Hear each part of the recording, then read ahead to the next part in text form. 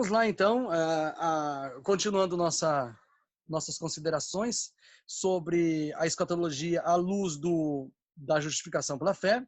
Próximo slide, Bruno. Vamos lá para o próximo. Isso, esse slide é maravilhoso. Tem um texto muito precioso que às vezes eu esqueço de usar. Esse texto é maravilhoso, 2 Coríntios 6:10. Vamos ver, então, o slide, a mensagem do slide. Diz o seguinte: agora nós estamos salvos por fé.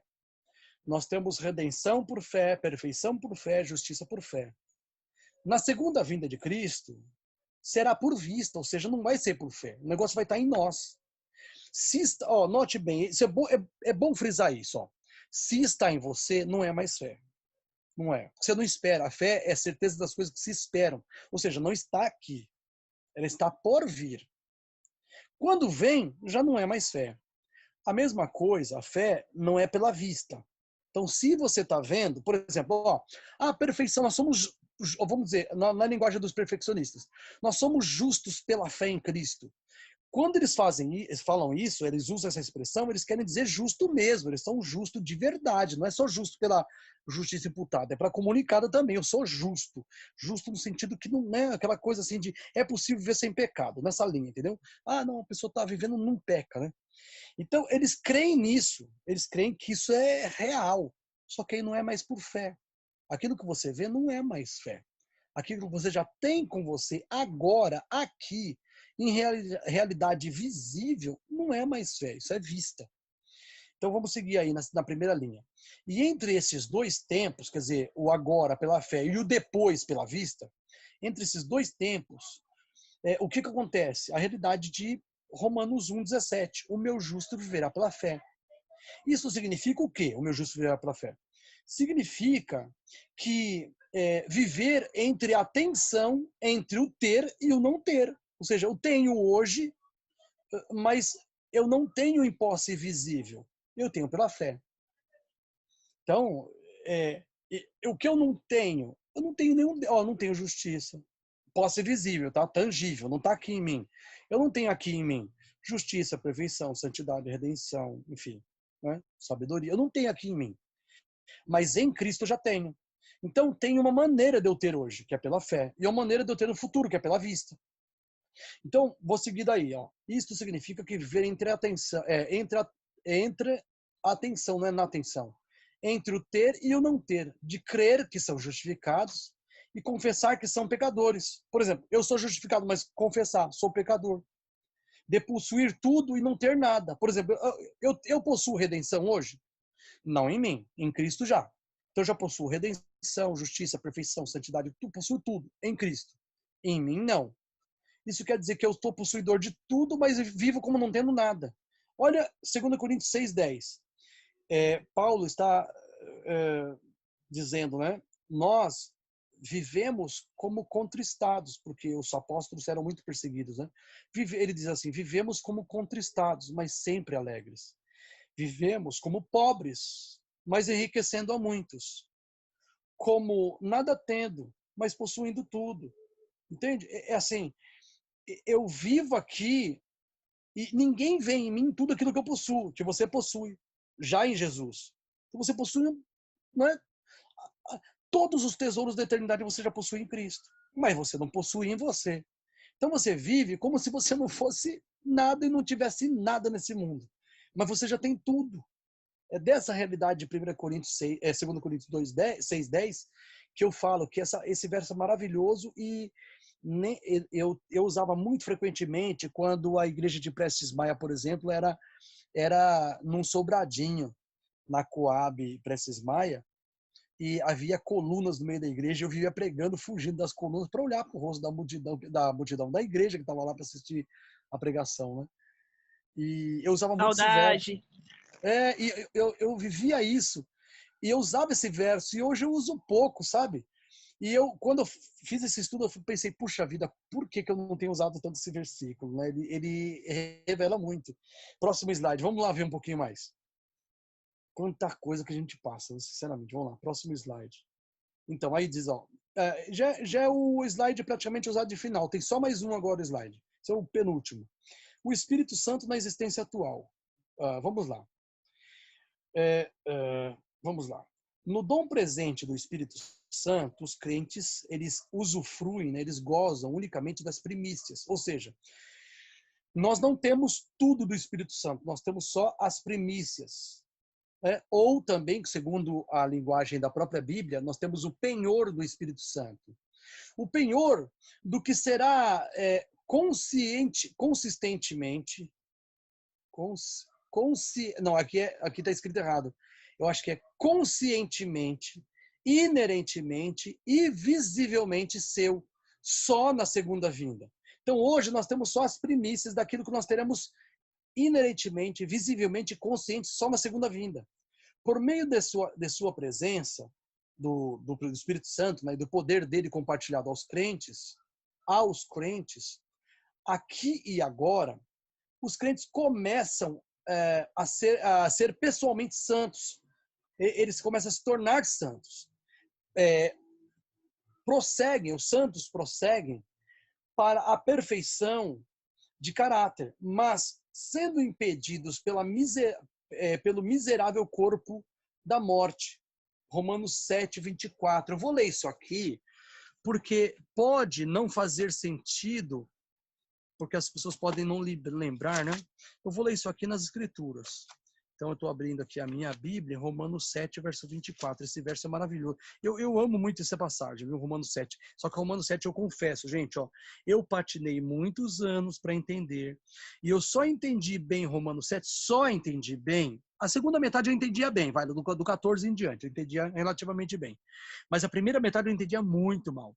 Eu só entendi bem Romanos 7 quando eu procurei o meu professor de Bíblia, vamos dizer assim, né, de justificação pela fé, o Ricardo Marim. Eu procurei o Ricardo Marim no YouTube. Eu procurei Pregoneiro de Justiça, Ricardo Marim. Aí tem um canal chamado Pregoneiro de Justiça no YouTube, e lá tem uns 30 vídeos dele, vídeos de estudos bíblicos, né, de aulas, né, dele, falando sobre Daniel, o Evangelho de Marcos. Ele tem uns 10 vídeos sobre o Evangelho de Marcos, ele tem uns 10 ou mais vídeos sobre Romanos, assim por diante. E lá eu vi ele falando sobre a natureza del hombre. Então ele falando sobre a natureza do homem, a lei e a natureza do homem, uma coisa assim, é Romanos 7. Ele aborda Romanos 7 em dois estudos, são 2 vídeos. E eu assisti os 2. Depois que eu assisti aquilo, nunca mais tive problema nenhum com Romanos. Eu entendo tudinho de Romanos. Entendo tudinho. Romanos 7, desculpa. Entendo tudinho de Romanos 7. Romanos 7 eu não me perco nem nada, mas eu patinei muito. Então vamos lá, Romanos 7, 24 diz assim: miserável homem que sou, quem me livrará do corpo desta morte? Então, a essa altura, o autor da revista, né, do artigo que eu estou publicando para vocês aqui, que eu estou compartilhando em forma de estudos, de slides, ele diz assim: mas sendo impedidos, né, de alcançar a perfeição plena do caráter, pelo miserável corpo de morte, continua conosco. E havendo provado os poderes do século vindouro, anelam a consumação da aparição de nosso Senhor Jesus Cristo. Próximo slide, vamos ver o próximo aí. Então nós vivemos nessa expectativa. Por quê? Olha o que acontece na segunda vinda. E não só a natureza que geme, né, sofre, né, esperando a redenção do nosso corpo. Não. Não só ela, mas nós mesmos que temos as primícias do Espírito, também gememos em nós mesmos, esperando a adoção, a saber, a redenção do nosso corpo. Eu quero ler para vocês um pensamento de Lutero sobre a natureza do homem, já para refletir sobre essa questão do corpo desta morte, como Paulo chama lá em Romanos 7, verso 24. Esse texto é muito, muito interessante, ele é muito esclarecedor, e são poucos os que lidam com esse texto. Deixa eu ver se é esse aqui. Esse é um. Esse é um deles. Vamos lá. São 2 textos. Esse texto diz assim: Paulo diz, aliás, Lutero diz onde? Num trabalho chamado... o que Lutero diz? Não, desculpe.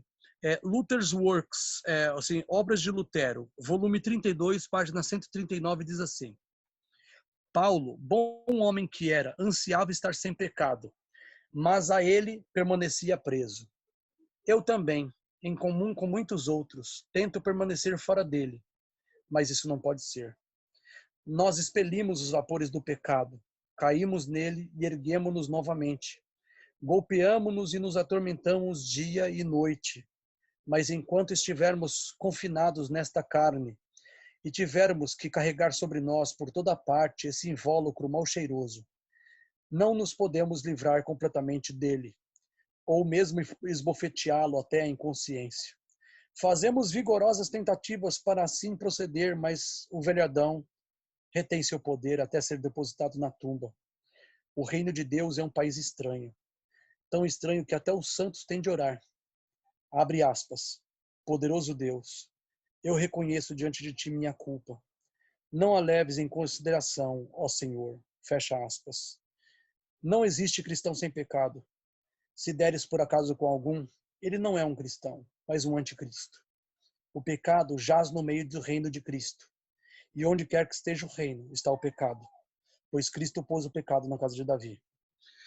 Esse texto é extraordinário, eu gosto muito dele. E eu vou para o outro agora. Esse outro aqui é o fechamento desse negócio, dessas reflexões aqui que nós fizemos agora. É a experiência do ainda não e do agora. O que a gente vive agora? O que nós vamos ter no futuro, né? Então eu leio um texto agora relativamente grande do Lutero, que está na Protestant Reformation, Confissão de Genebra, página 117. Lutero diz assim: assim, há grande conforto para os fiéis neste ensino de Paulo, porque sabem que são constituídos parcialmente de carne e parcialmente de espírito. Não de tal sorte que o espírito governa e a carne é subordinada, de que a justiça é suprema e o pecado é um servo. Por outro lado, alguém que não esteja consciente disso será completamente esmagado por um espírito de tristeza e se desesperará. Mas para aquele que conhece esta doutrina e a usa apropriadamente, até o mal haverá de contribuir para o bem. Pois, quando sua carne o impele ao pecado, ele é instado e incitado a procurar perdão dos pecados mediante Cristo e abraçar a justificação pela fé, que de outra forma ele não consideraria tão importante ou ansiaria com tamanha intensidade. E assim é muito benéfico se às vezes nos tornamos cientes da perversidade de nossa natureza e de nossa carne, porque desse modo somos despertados e instados a ter fé e apelar a Cristo. Mediante essa oportunidade, um cristão torna-se um proficiente artesão e extraordinário criador, que pode extrair alegria da tristeza e conforto do terror, justiça do pecado e vida da morte, quando ele restringe sua carne para este propósito e a traz em submissão e a sujeita ao espírito. Aqueles que se conscientizam dos desejos de sua carne não deveriam desesperar-se imediatamente quanto à sua salvação nesse respeito. É-lhes adequado estarem cientes de sua condição, desde que não se conformem com isso. É-lhes adequado que a ira ou o desejo sexual sejam-lhe suscitados, desde que não capitulem ante tais coisas. É-lhes adequado que o pecado os desperte. Deixa eu só virar a página aqui. Desde que é-lhes adequado que o pecado os desperte, desde que não gratifiquem o pecado, desde que não o gratifiquem. Na verdade, quanto mais santo é alguém, mais consciente se torna desse conflito. Esta é a fonte de queixa dos santos nos Salmos e por toda a Escritura. Os eremitas, monges, sofistas e todos os supostos praticantes de justiça nada sabem desse conflito. Eu acho esse trecho tremendo, sabe? Porque ele mostra como que os perfeccionistas, eles se encaixam nessa condenação de Lutero no final do texto dele. E que nós, por outro lado, que estamos conscientes da perversidade de nossa carne, mas não nos entregamos a ela, nós podemos, então, fazer uso desse ensino, e até para o bem, para a gente se sentir animado a buscar Jesus dia após dia. É isso, gente. Deus abençoe.